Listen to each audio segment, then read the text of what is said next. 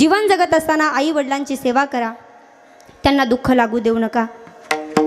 माझं तर नेहमी सांगणं असतं, अरे वो कौन सी चीज है जो यहाँ नहीं मिलती, सब कुछ मिलता है यहाँ पर माँ नहीं मिलती। म्हणून जीवन जगत असताना काय असू शकते ती आई।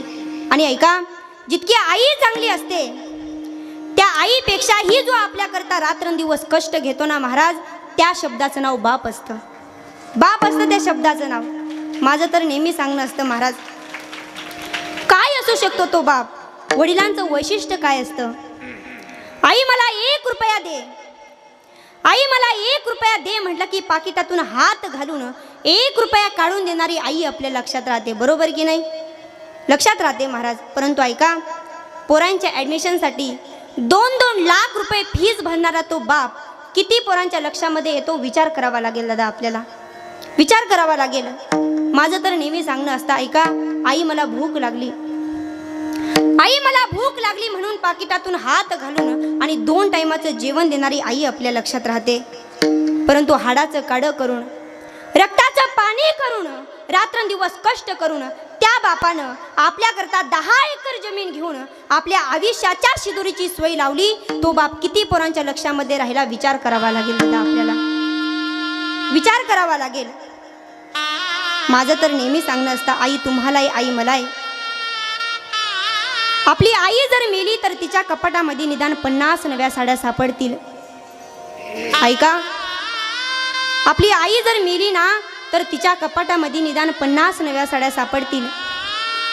अरे महिन्याला 50,000 रुपयाचा पगार आमचा बाप उचलत होता, स्वतःला मात्र 50 रुपयाचं फाटकं बनियल सुद्धा घेतलं नाही ना, असा तो आमचा बाप होता महाराज, असा तो आमचा बाप होता। माझ्या मुलाला नोकरी लागली, माझ्या मुलाला नोकरी लागली म्हणून अर्ध्या गावात पेढे वाटणारी आई आपल्या लक्षात राहते। परंतु माझ्या मुलाला नोकरी लागलीच पाहिजे याच्याकरता 25-25 लाख रुपयांची बॅग हातामध्ये घेऊन साहेबांपुढे लाचारपणे विनंती करतो ना, तो आपला बाप असतो दादा, तो आपला बाप असतो।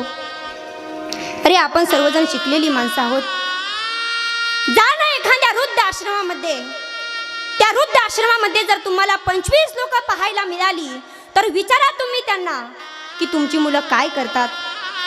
ते पटकन सांगतील, महाराज माझा मुलगा डॉक्टर आहे, माझा मुलगा वकील आहे, माझा मुलगा इंजिनियर आहे। अजून भाग्य आहे महाराज, एकाही शेतकरी मुलाचे आई वडील वृद्ध आश्रमामध्ये गेले नाही ना, हे शेतकऱ्याचं भाग्य, हे शेतकऱ्याचं भाग्य।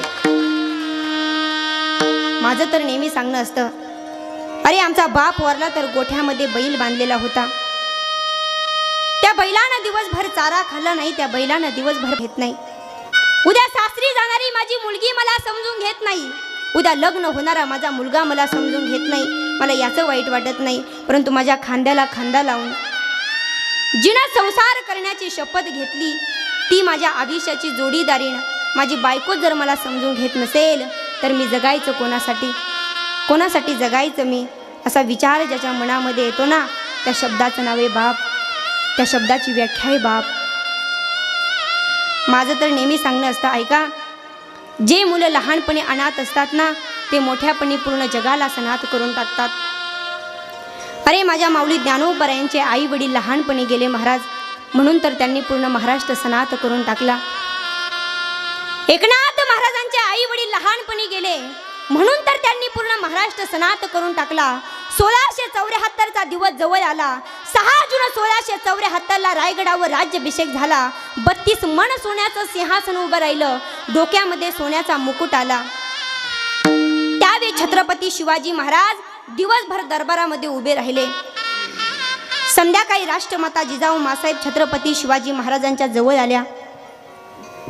मासाहेब आम्ही राजे झालो, मासाहेब आम्ही राजे झालो, 32 मन सोन्याचं सिंहासन उभं केलं, डोक्यामध्ये सोन्याचा मुकुट आला, मासाहेब आम्ही राजे झालो। अहो राजे तुम्ही राजा आहात, मग रडता का? मासाहेब आम्ही राजे झालो ना, 32 मन सोन्याचं सिंहासन उभं केलं, डोक्यामध्ये सोन्याचा मुकुट आला, मासाहेब आम्ही राजे झालो. राजे तुम्ही राजे आहात मग रडता का? मासाहेब आम्ही राजे झालो, परंतु आम्ही राजे झालो, 32 मन सोन्याचं सिंहासन उभं केलं, डोक्यामध्ये सोन्याचा मुकुट आला, परंतु हा डोक्यातला सोन्याचा मुकुट बघण्यासाठी तुमच्या कपाळाचं कुंकू आमचा बाप शहाजी राजा जर जिवंत असता तर त्यांना किती आनंद झाला असता. महाराष्ट्राच्या राजाला वाटलं तुम्हाला वाटत नाही मोठी खंत आहे, म्हणून जीवन जगत असताना 2 गोष्टीला घाबरा. एक म्हणजे पाप आणि दुसरं म्हणजे बाप. पापाला घाबरला तर आपला परमार्थ चांगला आहे आणि बापाला घाबरला तर आपला संसार चांगला.